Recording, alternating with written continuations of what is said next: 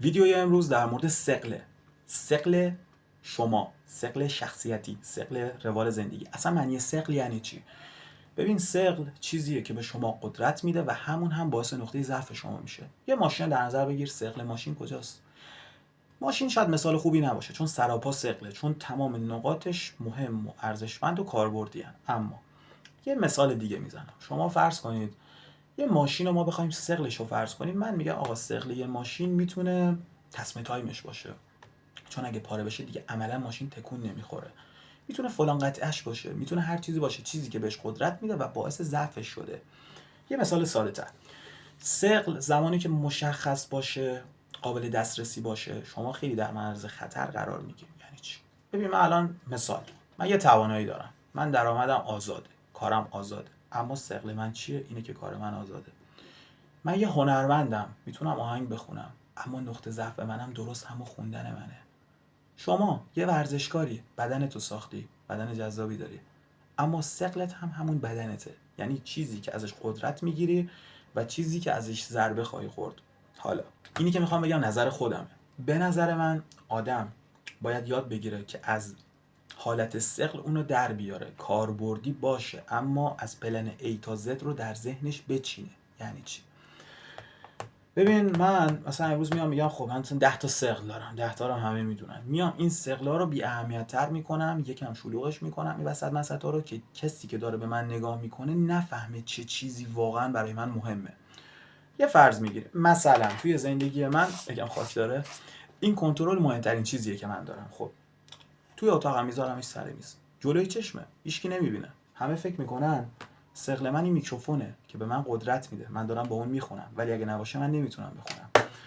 اما ثقل من این میکروفون نیست، چون جایگزین زیاده. من اگه نتونم بخونم، میتونم ویدیو بگیرم، ویدیو نتونم بگیرم، اکسسوری میفروشم، اکسسوری نتونم بفروشم، تابلو میکشم، تابلو نتونم بکشم، بورد گیم طراحی میکنم، بورد گیم نتونم بکشم، ببین طراحی کنم، خیلی کارهای دیگه میتونم انجام بدم، آرایشگری بلدم. اینجوری من از پا در نمیام چون یه ثقل ندارم. یعنی در واقع این دیگه ثقل محسوب نمیشه، چون توی چند تا شاخه داره تقسیم میشه. ثقل من ممکنه یه چیز خیلی ساده تر باشه، ممکنه یه چیزی باشه که خیلی با ارزش تره با توجه به ذهنیتی که من دارم. برای من توی ارزشیابی یک چیز 3 فاکتور خیلی مهمه. برای مثال میگم، من نظرم چیه؟ من میگم خب این کنترل باید برای من معنا داشته باشه، معنی بده، صرفا یه کنترل نباشه. این کنترل نکنید باید اسباب کار نمیکنه. این کنترل باید مثلا باتریش تموم شده، این چند سال خاموش بوده، باید اسباب راحتی من باشه، نباید صرفا یه وسیله باشه، چون وسیله بودنش اهمیتی نداره. خب وسیله زیاده، الان مثلا این تابلو باشه نباشه برام که فرقی نمیکنه، تابلو زیاده میدونه. این باید به درد من بخوره، باید معنی داشته باشه. این کنترل باید به من یه ذوقی رو بده که ذوق از چی میاد. برای مثال میگم، مثلا من از اینکه بخوام راحت باشم ذوق میکنم، اوکی؟ حالا یه مثال خیلی ساده است. کنترل باید برای من ذوق رو ایجاد کنه و مهمتر از همه باید ارزش داشته باشه. ارزش چجوری خلق میشه؟ ارزش زمانی خلق میشه که تو بابت چیزی، از نظر شخصی خودم دارم صحبت میکنم، اینا که میگم همشون دیگه داخل کتابایی که خوندم نیست، تحلیل شخصی خودم، شما دارین به اینا الان گوش میکنین.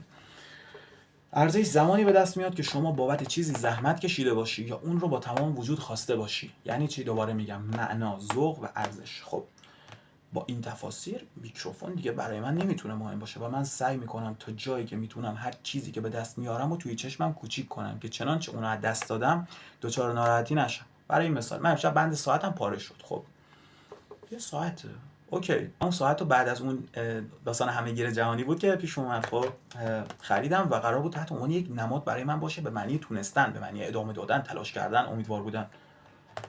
باشه، ولی بندش پاره شد. خب نمیتونم ازش استفاده کنم دیگه، نمیتونم رو دستم بذارمش. خب باشه، مهم نیست. خیلی چیزای دیگه هست که بخوام بهشون افتخار کنم، پس به این راحتی تموم نمیشم. یعنی چی؟ یعنی شما وقتی که نقاط قوتتون رو بیشتر کنین دیگه صرفاً به یک یا دو مورد نمیرسین. حالا توی نگهداری اون چیزایی که براتون مهمه، درون افکارتون که باعث میشه شما سر پا بمونین، باید خیلی احتیاط کنین. باید اونها رو جای امنی بذارین، باید جایی باشه که کسی اونها رو نبینه. مثلا مثال اینو میزنم، این گردنبند خیلی قشنگه، خب خیلی هم دوستش دارم، ولی این ثقل من نیست. اگر ثقل من بود توی کادر دوربین نبود. اگر ثقل من بود شما از وجودش خبری نداشتین. اگه ثقل من بود من اینو به شما نمیگفتم. اگه ساعت واقعا برای من مهم بود من اینو به شما نمیگفتم. حالا که با مفهوم ثقل آشنا شدین، اصلا چرا ثقل باید وجود داشته باشه؟ ببین ثقل اون چیزیه که میتونه برای تو اهمیت داشته باشه، میتونه به تو قدرت بده، میتونه به تو اعتماد به نفس بده، میتونه به تو پول بده، میتونه به تو علت بده که اصلا چرا داری زندگی میکنی. البته ویدیوهای من یه وجه خیلی منفی که داره، بعضی واقعا به این چیزا فکر نمیکنن و زندگی خیلی خوبی دارن. وقتی من اینا رو میگم طرف تازه مغزش کرده آجی همچین چیزایی هم وجود داره. خب ولی مثل واکسنه، میدونی تو اگه الان اینا رو بدونی خیلی فرق میکنه تا بعداً بخوای بهشون برسی، حالا بفهمی مثلا چی بود و تو حلش کنی پاره میشه. همین الان بدونش، همین امشب برو تو فکر، فردا از سرت میفته، ولی فردا تو جوابشو میدونی. ثقل زمانی که نداشته باشی عملا زنده نیستی. یه مثال ساده میزنم، از تمام اعضای بدنت مهمترین عضو بدن قلبه. قلب میشه ثقل تو. پس با این تفاسیر ثقل اصلی هر انسانی باید احساساتش باشه و شما نباید بذاری که بقیه بفهمن که احساسات شما در چه چیزی گره خورده. ببین احساسات میتونه ثقل خیلی مهمی باشه. شاید اگر دستت رو، پات رو، مالت رو، هر چیزی رو که داری، لباست رو، داراییت رو از دست بدی، آب از آب تکون نخوره. دیگه طرف میگه با من بچه‌هامو دارم، من رفیقامو دارم، من خانواده‌امو دارم. و باید توی اون محافظت کردن از اون هم خیلی احتیاط کنی. یعنی ببین کل زندگی تو به نظر من بری سر میز، بذار همه بدونن کی هستی چی هستی. وقتی که میدونن، پیدا کردن اون اصل کاریه براشون سخت‌تره، چون نمیدونن اصلا اون اصل کاریه رو قایم کردی و گذاشتی سر میز. یعنی چی؟ یعنی الان شما با این مفهوم فهمیدی که ثقل یعنی چی و میتونی بری بیشتر راجعش بخونی. البته معانی خیلی زیادی هم میده، ولی خب کلمه جالبی بود و دوست داشتم یه ویدیو راجعش بگیرم.